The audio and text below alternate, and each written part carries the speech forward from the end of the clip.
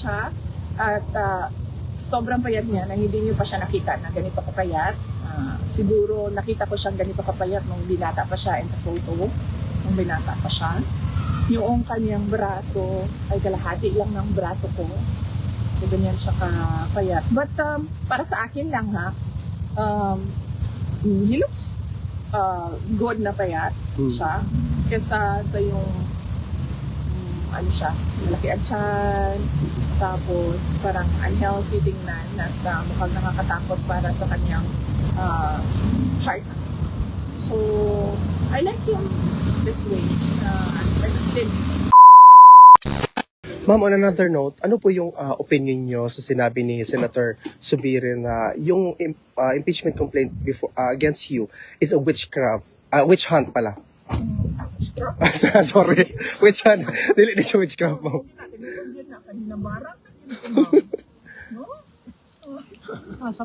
Because you're a diamond, ma'am. It's just nag-bounce back lang sa ilaha, ma'am. Because God is with us. Correct. Dili po talayo ng witchcraft na naba. Kay doon na ako niya, abot na gina sila sa witchcraft, sa ilahang kuan. Sa ilahang kagustuhan na ma-impeach ka, ma'am. Yes, matanggal ko. Matanggal ka. Ko sa pwesto at I'll be out of your life.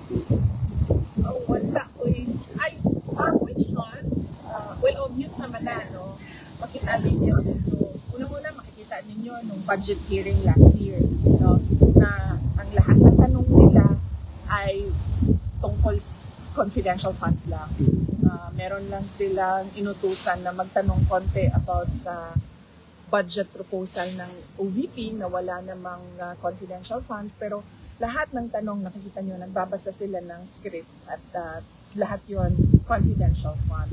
Dahil doon nila kinukuha yung information nila na pang-atake at ngayon nalaman natin, doon din pala nila kukunin yung information nila para sa impeachment.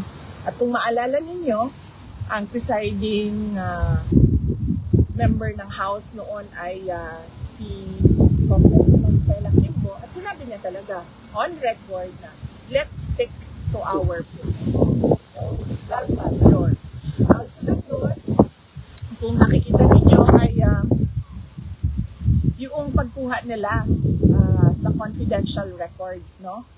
Sa Commission on Audit, ang ginamit nila is order galing sa House of Representatives para kunin yung mga documents doon sa loob ng Commission on Audit.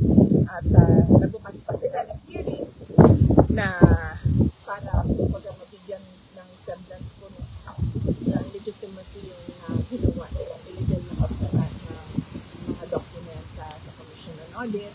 At nakita ninyo, nung wala na silang maitanong, dahil wala ka namang makikitang pagkakamali sa mga ginawa, ay lumipat na sila doon sa impeachment kuno.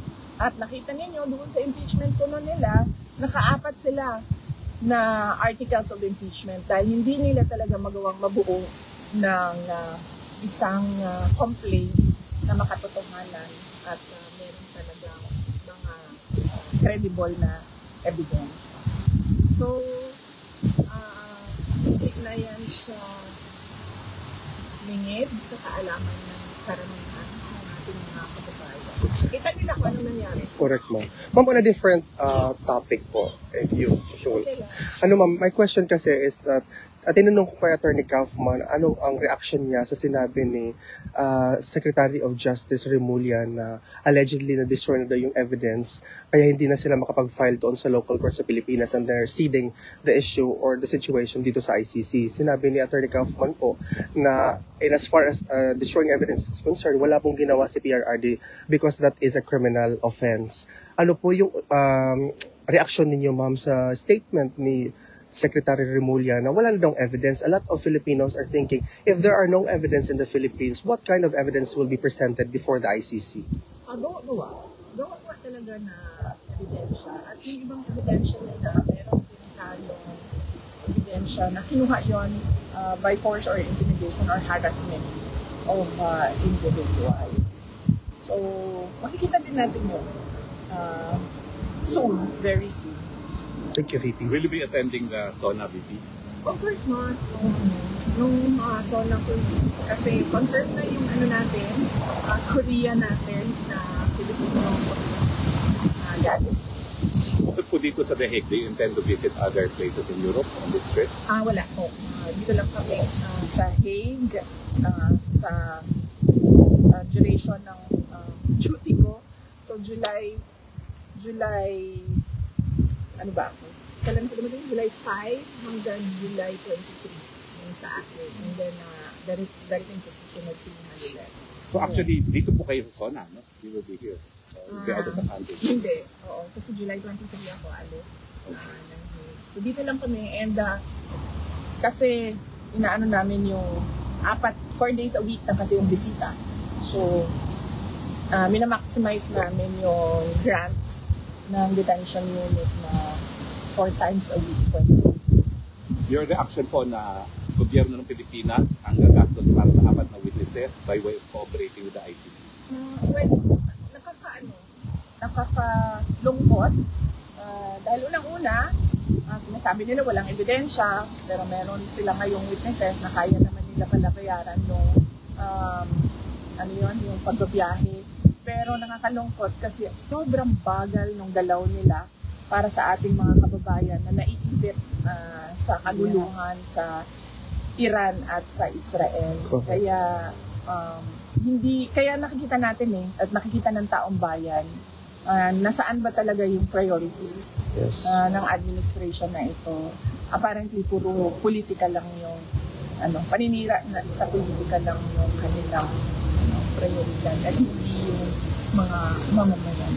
Ma'am, on a different parang susundan ko yung question, ma'am, by the way. Sinabi po ni President Marcos na i-stop na daw po natin yung pamumulitika at it's now time for us to work. Siguro tumingin siya sa salamin, no? Pag sinasabi niya yung stop na ang pamumulitika kasi sila yung namumulitika. Ang ginagawa lang namin lahat ay sumasagot kami, di ba? Attorney Harry Roque, ikaw isang biktima ka din. Dahil you are known to be an ally and a very close lawyer of President Duterte. So, wala naman kami ginagawang atake. Ang sa amin lahat ay sagot at depensa. So, silang tumigil. At sila yung nasa administrasyon, sila yung tumigil, at sila yung tumutok sa kung ano yung dapat na ibigay para sa taong bayan. Yung special affirmative defenses po sa impeachment, no? Yung hindi pwede mag-carry over at saka barred na impeachment complaint. How confident are you that the Senate will solve that first before hearing the individual articles of impeachment? Paniwala ko naman, madami sa kanila ang abogado doon and syempre yung iba ay supported by lawyers as well. Unahin muna nila yun pag-desisyon doon sa question na related to the court complaints is yung crossover na trial from the 19th to the 20th. Yung notice of disallowance po sa 4th quarter ng confidential fund na pending appeal, wala pa pong resolution ng appeal. Wala pa kami na i-check ko sa Office of the Vice President.